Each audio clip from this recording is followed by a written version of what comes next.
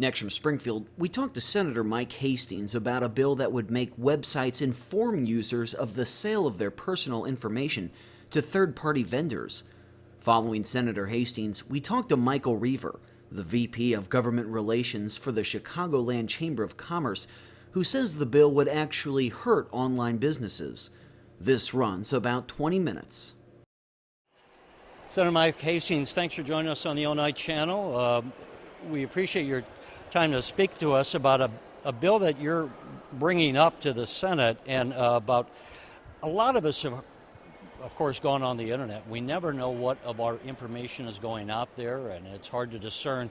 As I understand it, your legislation would address some of these issues. It does. So if you're a website operator or a business that operates online and you collect information on the person that's accessing your website and sells it to a third party, it's my belief and my feeling that you should have the right to know what they're collecting and who they're selling it to. And how exactly, so if websites may inadvertently, know some information about you by you logging on, but it really just is limited to if you're reselling that information, otherwise it wouldn't apply. Is that right? This is a big market, so $84 billion in terms of advertising and research that goes on. They take all the information from your personal information, which is sacred in certain instances, like your social security number, sexual preference, sexual orientation, and they can sell that off to a third party for profit. And for me, if you're someone who operates online, uses online like everybody else in America, you should have some protections. You should have the right to know, and you should be able to file a complaint with the Attorney General, or you should be able to contact the company and say, I want to know who you're giving it to, and stop giving it to them. One of the pieces of information you have about your legislation is it notes that online personal information has been used to price insurance and to verify loans. So, again, people may not know when they go in to get a car loan or whatever, that some of their information has preceded them, or how it's going to be used against them or in favor of it. This is pretty scary stuff. Your deepest, darkest secrets that you have online could be sold to somebody else, and you may not even know about it. And in the end, it may adversely affect you, whether that's in terms of a credit score, insurance premium, so on and so forth. But you should have the right to know. And for me, that's so important. Consumers should be protected from the dangers that the internet has, and this bill does that.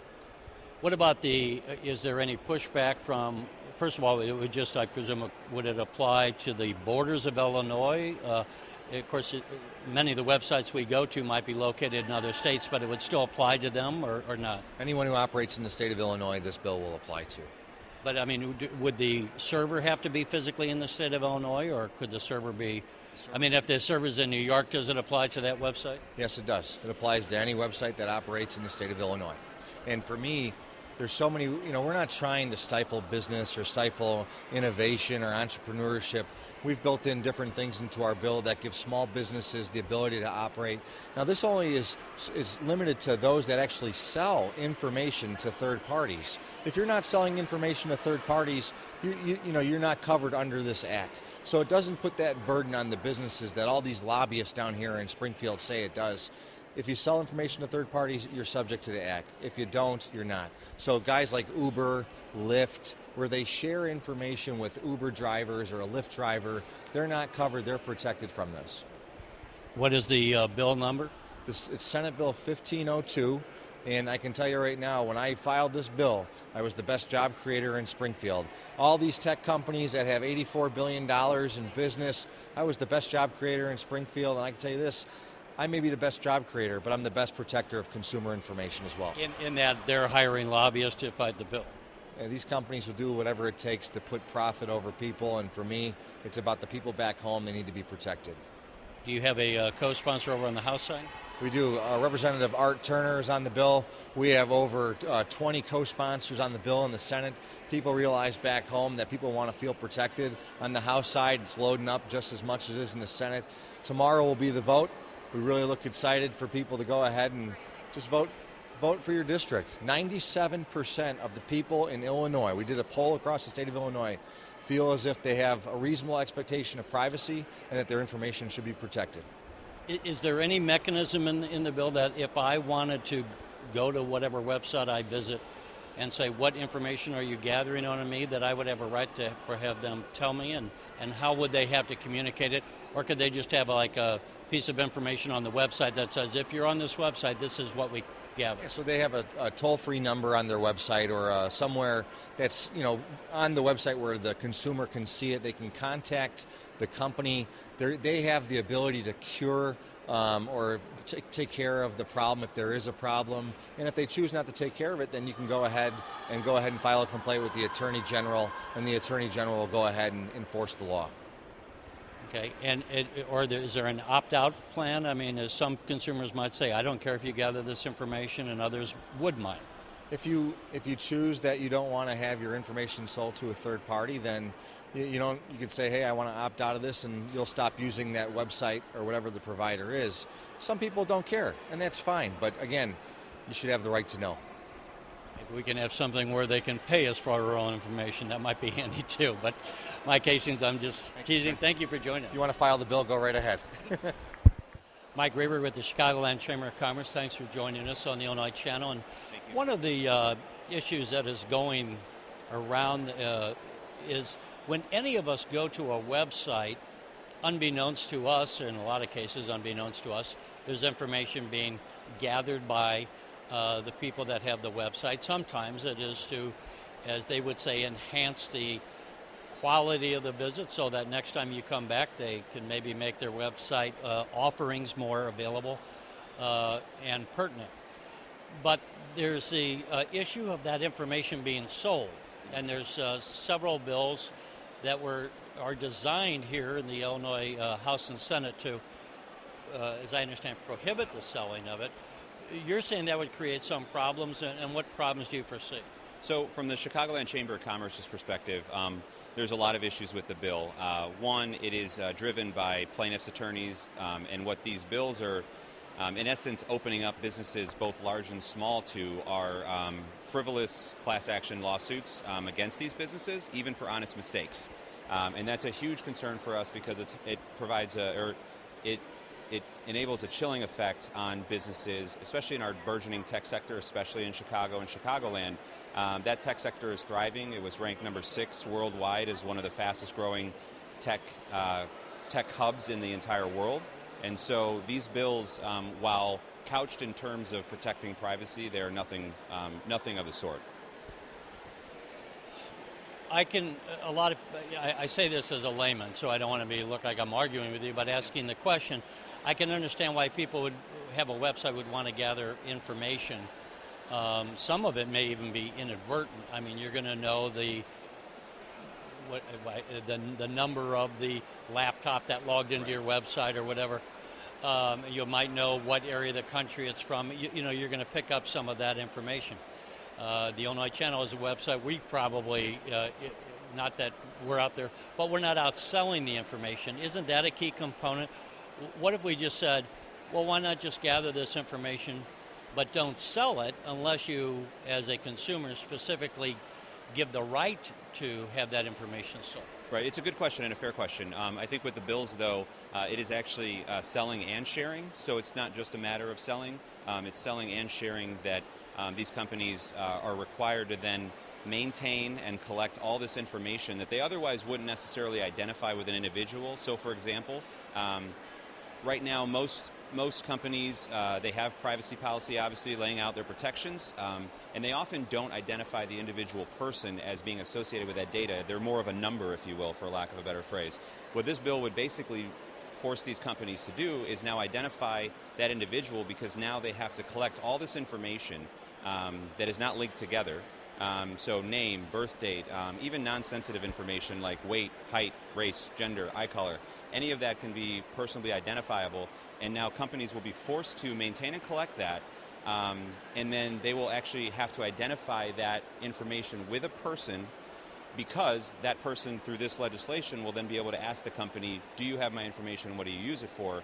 And it opens up a whole other can of worms. For example, if because of the law, because of the proposed legislation, these companies have to collect that information, what happens if it gets breached now? Now it's much more specific to a particular person, whereas before it was not necessarily so. I would imagine as well that if you had to classify it the way you're saying, if you had to say, well, Terry Martin, this is your information, that there's going to be a cost associated. I mean, you may just be gleaming information as people come to your site, but then to take that data, process it, categorize it, put a name on it, would probably end up being costly. And am I right then that the argument, not to make your arguments for you, but it would seem that if I'm then going to website XYZ, maybe they end up having to charge you a fee for just logging into their site. Correct, absolutely. And so another major concern of ours is administrative cost, right? I mean, arguably, a lot of the larger companies can probably attempt to try to, fulfill the law, but when you're talking about... Well, they might be able to have a staff where maybe it's a fraction of a cent. Correct. Or because they've got 50 million people coming to their site, and they can handle it. If you're somebody that's having 3,000 people coming to your site once a month, I mean, then the cost might be prohibitive. Right? Correct, yeah. It's the small and the medium-sized businesses that are really going to get hit with this particular piece of legislation. Again, they're going to have to maintain, collect, and really organize that data in a way that when a customer does request the information, they're then going to have to provide it timely, within 30 days, to that consumer. And the other part of that with the information is that in the current legislation, it has a laundry list of items that companies are supposed to keep track of and maintain, but it is also not limited to that information. So theoretically, a company will collect everything that's in the legislation, and if they miss a particular piece or two that's not listed there, but they'd otherwise have to be collecting, they open themselves up to litigation. And again, going back to the original point, that's one of our major concerns is that the legislation doesn't even clearly list what they're accountable for, and then you add on that private right of action, the ability to sue these companies, large and small. They're going to lose a lot of money, not only from the administrative side, but also for hiring an attorney to defend you against the law that was poorly written. Has any laws like these being proposed in the Illinois legislature been passed in other states, and if so, what's the history been of that implementation? So the most analogous, but they are definitely not the same, is the California Sunshine Law. But they don't have the private right of action. The law itself is much more narrowly defined. So there are stark contrasts between the legislation here in Springfield and the one that was passed and in effect in California, and I think that's important for your viewers to note, because that's the closest that the advocates of this legislation will compare it to, but they are very vastly dissimilar. Before we let you go, we don't get to talk to you that much. What other, and you mentioned this, the Illinois Channel has done some programming on 1871, which a lot of people haven't heard about. It's named after the year of the Chicago fire. Correct. But it's important as being a business incubator for a lot of tech companies, Yes. and I think a lot of people would be surprised at the success that they have had. Howard Tolman's one of the key people up there. So that's a good thing. We hear so many bad things about the state, and there's plenty of those stories. As an overview of where we are, Chicago's economy, and when you look at some of the key trends and things developing, how would you assess where the Chicago economy is now? So Chicago's economy is strong. One of the advantages of Chicago and Chicagoland's economy is that no particular industry is overwhelmingly in front of the economy, right? So anywhere from 10 to 15% by industry, not one overtakes another, which that diversity is so important for our economy in Chicago. Tech is a very important piece of that. As I mentioned, the KPMG study that listed Chicago as 6th in the world as the fastest growing tech side. Also, the Commission on Government and Forecasting Accountability, COGFA, the bipartisan commission, they reported in their Moody's report in January that the financial sector and the tech sector in Chicago are two of the most optimistic and most important areas of growth for Chicago's as well as Illinois' economy. So it's critical that we be thoughtful about these types of legislation. Right to know sounds great in theory, but if you're not actually protecting consumer data and privacy and you're more so focused on suing companies, that's not the right message we want to send. And people will think twice about investing here, investing in Chicago, and building on what 1871 has done and others. And let me just, not to keep you too long or go too far afield, but obviously the budget or lack thereof here is impacting all kinds of places, colleges, hospitals, K-12. As you just mentioned, the Chicago economy, unlike, say, Charleston or Macomb, where they're so heavily dependent on their colleges as far as an economic engine, the Chicago economy is very diverse.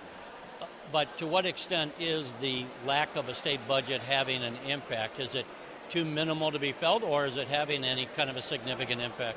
I think it's having a variety of different negative impacts. I mean, obviously, first and foremost, businesses want predictability and stability, and we don't have that right now. Especially with the Chicagoland Chamber of Commerce, our members represent the breadth and depth of Chicagoland's economy. So, for example, we've got non-for-profits, we've got small businesses, we've got non-for-profit hospitals, healthcare, insurance, a wide swath of the industries in Chicago and Illinois.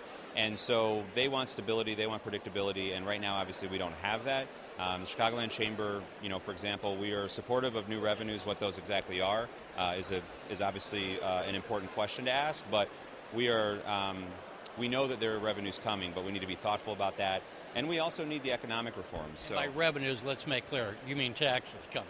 Correct, yeah, taxes. I think everyone knows that we're going to have to raise taxes in some form or another. Again, the devil's going to be in the details, but we've got a backlog of bills that's expected to grow by to $24 billion by the end of 2018. Those have to be paid for somehow. So the longer we kick the can down the road, it's going to be more expensive for the taxpayers, both individuals and businesses. Yeah, one would think they're going to have to pass a bond issue to pay off those back bills, because it's our even today, it's as we tape this in May of 2017, the backlog of bills stand at approximately $12.5 billion, which is roughly a third of the state's operating budget. So even if you today passed a balanced budget, you wouldn't have the funds available to pay those off unless you borrowed. Correct. Yeah, absolutely. And that was incorporated into the earlier draft of the Senate's attempt at a grand bargains. The idea of doing some bonds and paying down that backlog of bills faster.